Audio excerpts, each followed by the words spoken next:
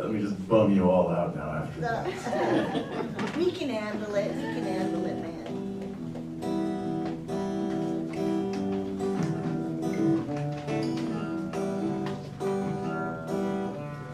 Oh, death. Oh, death.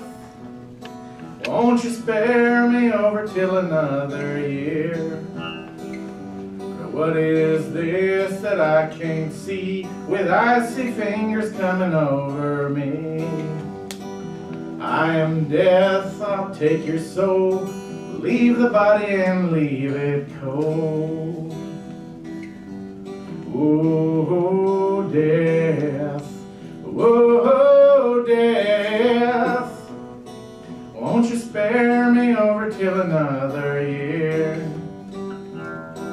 I'll lock your jaw so you can't talk. I'll take your feet so you can't walk. I'll take your eyes so you can't see. At this moment you must go with me. Oh, death. Oh, death. Won't you spare me over till another year? Garrison Keillor once said about ghosts and haunted places, he said, ghost stories are almost always about people from whom life has been wrenched cruelly, violently, and unjustly. The folklorist W. Scott Poole, he echoed that same sentiment. He said that ghosts and monsters are the things that hide in history's dark places. And that can certainly be said about the haunted house that I'm going to tell you about. It's in Murrieta, California, just about an hour north of here, the Red House in Murrieta. I went up there when I was collecting stories for my books of local ghost stories. I went up there summer of 2020, really hot summer day, and I started asking around Old Town Murrieta, and a lot of those buildings go back to the 1880s, to the Old West days. And I started asking people, and many people told me about the Red House. They told me it was supposed to be haunted. So I went to check it out. When I walked, it's on the main street in Old Town Murrieta, and I found it's really easy to find. It's painted bright red with white trim. Lovely old historic house, goes back to the 1880s. And I got there, and the owner of the house, the current owner, Jason, he was out front with a friend of his. They were working on a car at the time, drinking Bud Light. Jason, he's about my age, but he's got a beard that's much more manly and honestly come by than my beard is. Somebody who knows how to work with his hands, but it's not so long that it's like a hipstery beard either. This is somebody who does proper manual labor. And so I went up and talked to him. He offered me a beer, and I asked him about his house, and he told me, yeah, it's haunted. They're still here all right. So I asked him, I wanted to hear more about this. He said, you know what, I'll tell you more, but first you can go on in for yourself. I'll just let you experience whatever you experience. Go on in there, walk around, walk upstairs, go check out the second floor, and then I'll tell you what I know about this house, but I know they're still here. He told me he doesn't live in that house, but he was working on renovating it, hoping to make it into a barbecue restaurant, but he spent enough time there. He told me there's something here, so you go on inside. Now I went up it's got this old screen door, and I pulled it open. It gave that nice satisfying screen door slap, like they used to all do. And I walked in, and there was music playing, and the music, it kind of killed the creepy mood, because it was this happy, he had some country music on this boombox inside the house. So I walked in, and the boombox is playing, I fell into a burning ring of fire. I went down, down, down, and because of my desire, and it burns, burns, burns, that ring of fire, that ring of fire. And that music kept on going. I walked in, and I could see it was an old historic house. It had an old furnace in the main room, and I saw that staircase, that wooden staircase, just leading up to the second story. So I started walking up that staircase. Something felt just vaguely foreboding about it. The music's still going on the boombox, and I'm taking the steps one at a time, real slow. As I'm walking up, I thought thought I felt cobwebs brush by my face, but I hadn't seen any cobwebs in there. I walked up real slow to the top, and as I got close to the top, that music, it started to kind of cut out. I fell in a ring of fire, went down, down to my desire, and it burnt, did my desire, that ring of fire. And then it just cut out for good.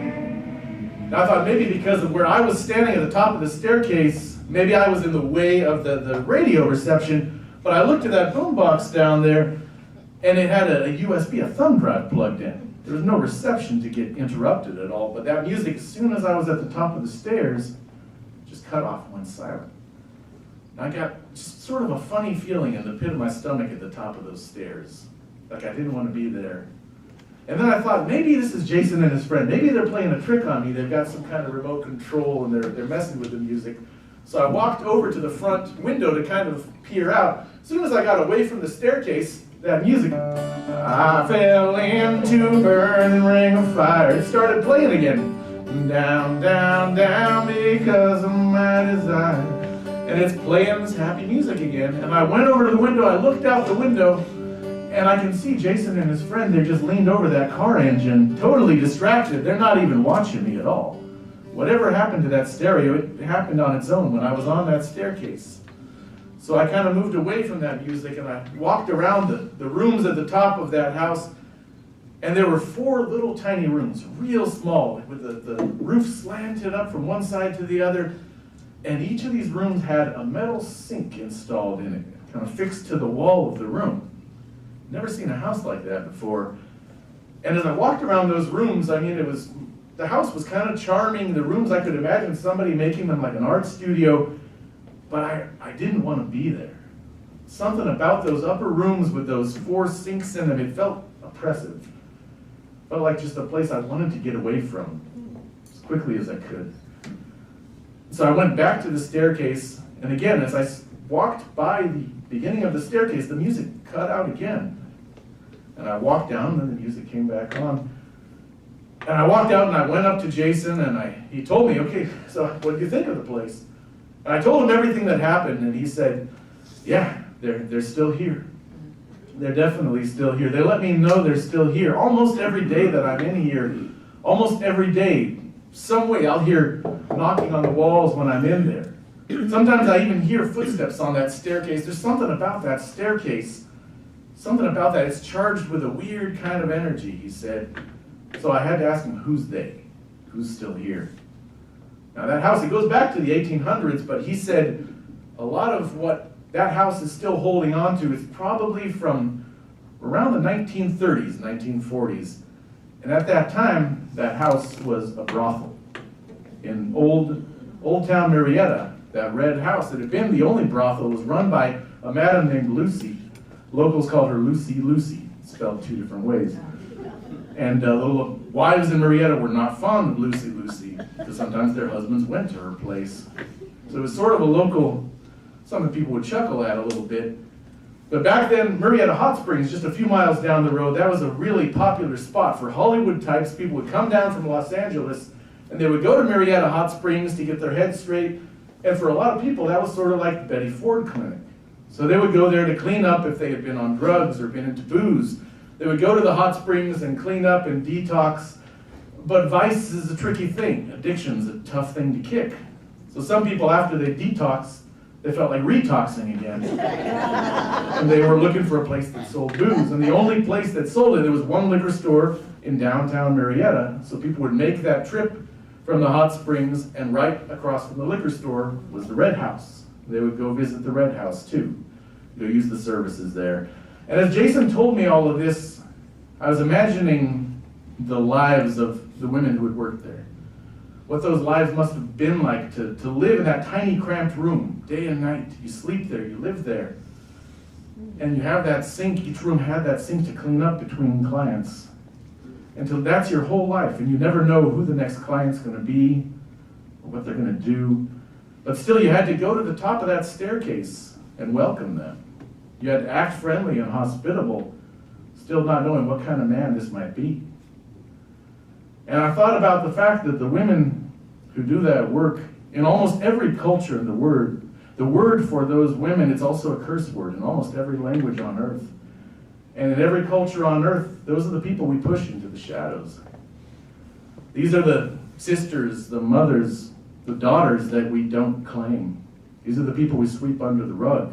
They're the dregs, the losers of our society. We don't look at them, we don't talk about them, keep them to the side. Restless spirits in our midst. And I thought back in those days, there could have been a few deaths in that house that were never recorded, even a couple murders that we might not even know about. Jason told me they're still here. He told me his neighbors will call him on his cell phone countless times to tell him that they see somebody in the upstairs window. And he tells them, I locked the house, nobody's in there.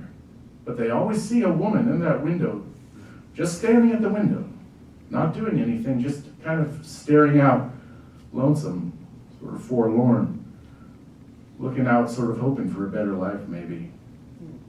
They're still here, in the Red House in Marietta.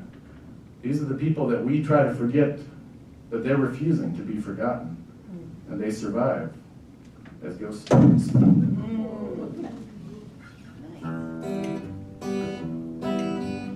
Oh, death, oh, death, won't you spare me over for another year?